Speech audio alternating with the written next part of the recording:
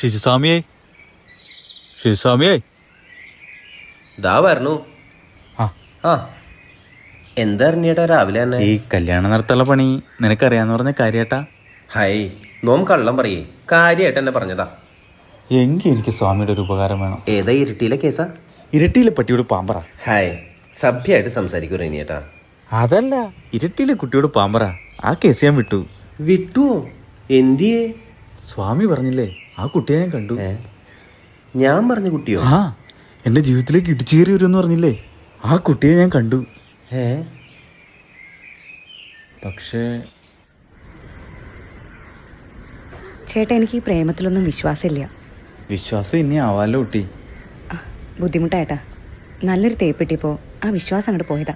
വിശ്വാസവും തേപ്പൊട്ടിയും തമ്മിൽ എന്താ കുട്ടി ബന്ധം? തേപ്പ് കിട്ടിയല്ല, തേപ്പ് കിട്ടിയപ്പോ ചേട്ടനെ പോലെ തന്നെ ഒരാളായിരുന്നു, ഒരു വൃത്തിയോട്ടവൻ. അയ്യോ കുട്ടി, ഞാനങ്ങനെ. ചേട്ടൻ അങ്ങനെയാന്നല്ല, പക്ഷേ ഇനി ഒരാളെയും പ്രേമിക്കില്ല എന്ന് അന്ന് ഞാൻ തീരുമാനിച്ചതാ. ചേട്ടനെന്നെ അത്രയ്ക്ക് ഇഷ്ടമായെങ്കിൽ എൻ്റെ വീട്ടിൽ വന്ന് ആലോചിച്ചോളൂ. അപ്പോൾ ഞാൻ ഇന്ന് തന്നെ